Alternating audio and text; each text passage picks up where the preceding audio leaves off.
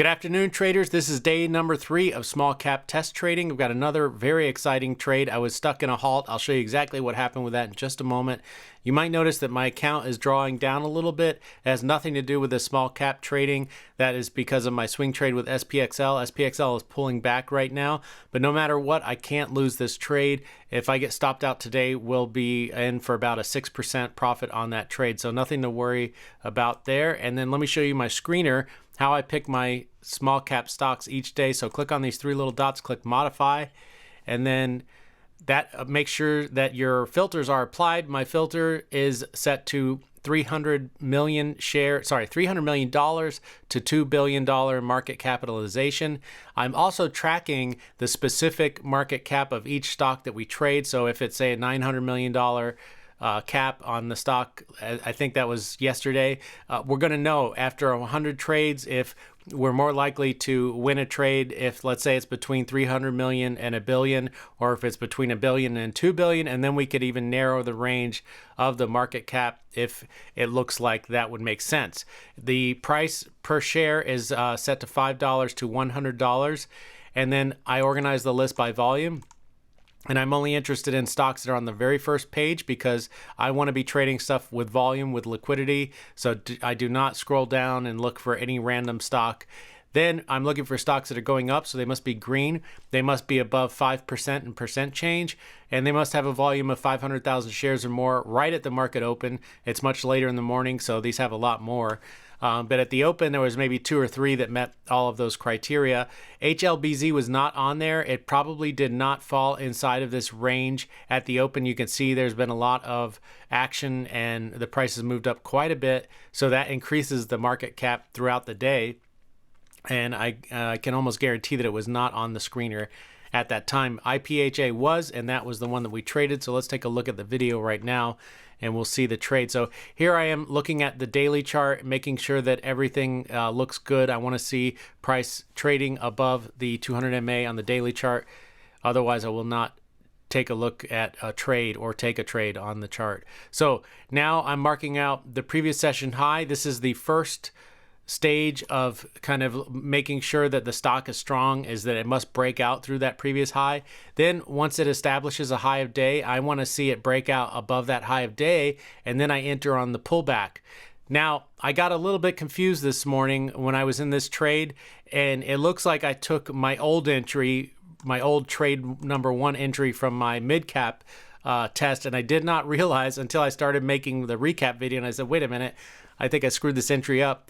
So either way, the trade would have worked out. I did check to see, well, what if I would have taken the later entry? Would it have worked? And yes, it would have worked easily. It would have gone to 2R. So nothing to kind of fear there as far as, did the plan really work out or did I get lucky?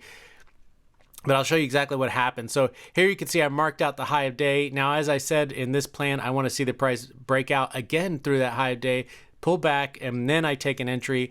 And what I was thinking during this trade live is that, okay, it made a high of day and now it's pulling back. I thought this was a new high of day, but it's really just the high of day because this is the previous high right here. So it made this high of day, then it pulled back, and that's where I thought, okay, now I am triggered to look for an entry. As soon as a 1-minute candle makes a new high after this pullback, I have to get in, and that's what I did. And it happened on the next candle, believe it or not. So you can see how this candle just shot right out up over that previous candle. And I do consider a red candle a pullback, even if it's only 1, and even if that candle has a range that's higher than the previous candle. So that's just my definition of a pullback. And my stop loss, I move that up right away. That's super important, especially in a stock like this that's moving like crazy. Using my 2R calculator, if you're interested in this, is very helpful, especially in these more stressful trades, so that you don't make any calculation errors. You can download that from patreon.com/tradingarmor.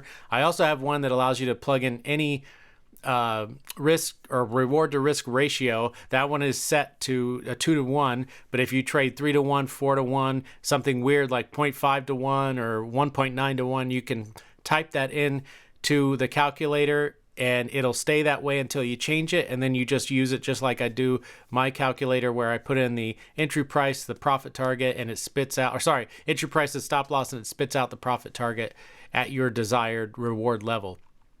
So we're in the trade, and you can see I got a lot of slippage on that entry. My ideal entry was 875. I didn't hesitate to enter, so it was not a matter of, you can go back in that video, in the video if you want to see that. But there was no hesitation on my part. I triggered my hotkeys immediately.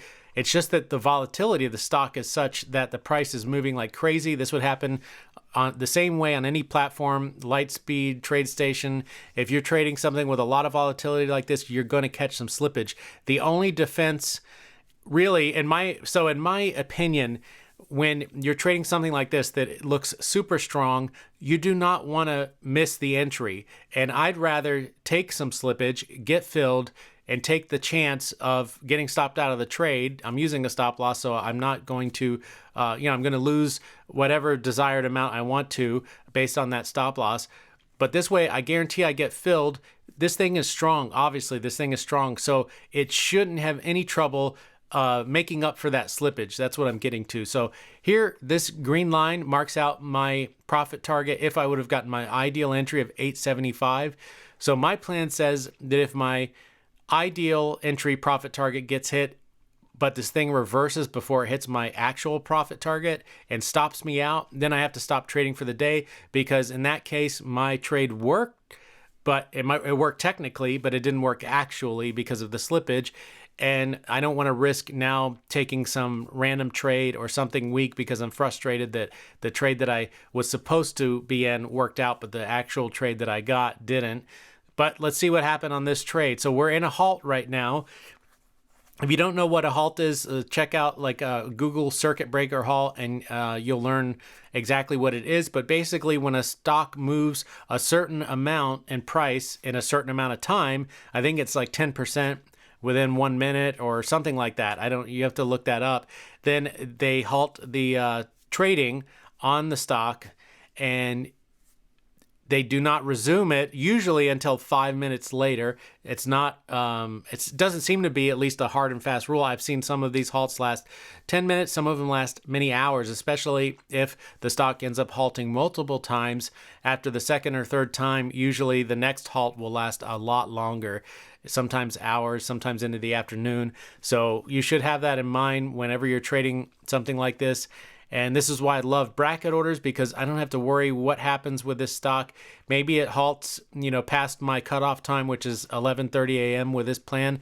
Then I don't have to sit here and watch it because I have these bracket orders out. So one way or another, when this comes out of halt, either I'm going to get stopped out or my profit target's going to get hit. So let's take a look at what happened on this trade. It did come out of the halt after 5 minutes. Oh, the other beauty of being in the halt is now I can reassess things and figure out, okay, what am I going to do in this scenario? What am I going to do in that scenario? So you can see I wrote out as a reminder that if I get stopped out, not to take a trade, because imagine this thing coming out of a halt and coming right down and stopping me out and reversing very quickly, which it can do. I might get so caught up in that energy that I forget, hey, wait a minute, I was supposed to stop trading. So that's why I have these notes here. Then there's no excuse. There's no way I can forget what to do, even if I get caught up in all this energy. And that happens when you're trading a volatile stock like this. So now let's see it. Here it comes out of the halt 5 minutes later. Watch how this price action moves like crazy. It's moving like 10, 20 cents, sometimes in the matter of a second or two.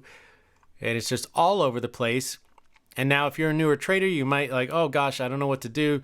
And you move your stop loss up to break even. And more often than not, you're going to get stopped out. So I think it's best just to let the original trade play out. I used to try to manage my trades once I was in them. I did that for a very long time, and I always ended up red in the long run, because more often than not, you get stopped out at break even. Then the next trade you take, you get stopped out at -1R. And now you're down -1R. Well, in this case, if you win the trade, you're up 2R. You get stopped out on the next trade, -1R. You're still up 1R. So that's the beauty of just letting your trade play out. Plus, you're not really going to know if what you're doing works or not unless you just stick to the original plan. So whether you win or lose the trade, if it's outside of your plan, the result is meaningless. You've really lost the trade in that scenario. Okay, so let's see. Let me fast forward a little bit. So looking weak, you might be tempted to raise your stop up, But again, my plan just says to stick to it, stick to the original trade, let it play out. So let's see what happens here. Look, it's like 980 right now, and then boom, pops right up and hits my profit target just a couple of seconds later. So again, there was no reason to change anything once I was in the trade. Now, this thing did go on, and it did yield a 3R trade, and I am tracking that. This whole test is all about 2R, all or nothing trading with small cap stocks. So I'm not going to be holding anything until 3R. I'm just going to hold till 2R. But we're going to also track the data, how many times these things went to 3R. And after 100 trades, we'll know, is 3R the way to go or 2R the way to go? Obviously, if you use a 3R profit target, then your win rate doesn't need to be as high and you're still going to be profitable. But with small caps, with the volatility, I don't know if that's the way to go or not. So that's why we're just tracking it. The 2R target should get hit more often than the 3R target. But we'll know that definitively at the end of the test. So let me know if you have any questions about this trade or any others or about the plan. I am going to upload the plan to my Patreon. It's patreon.com/tradingarmor, but I'm going to wait until I'm at least 1/3 of the way through the test so that I can make sure that it's not dangerous, it's not going to blow up any accounts, and that it's profitable at that point. It is profitable so far, but we're only 3 days into this and 4 trades into this test. So it's too early to tell yet. So as I said, hit the like button if this was helpful. If you haven't subscribed, please do so. And let me know if there's any questions. As always, go into every single trade with a plan and stick to that plan no matter what. The plan should be your own, by the way. Don't listen to what other people tell you.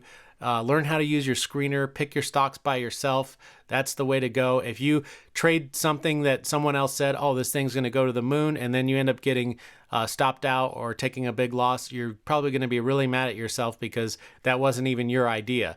So it's much better to just focus on things that pop up on your screener based on your screener criteria and take a trade that's according to your plan, and then you can live with the results, whether it wins or loses. So that's my advice.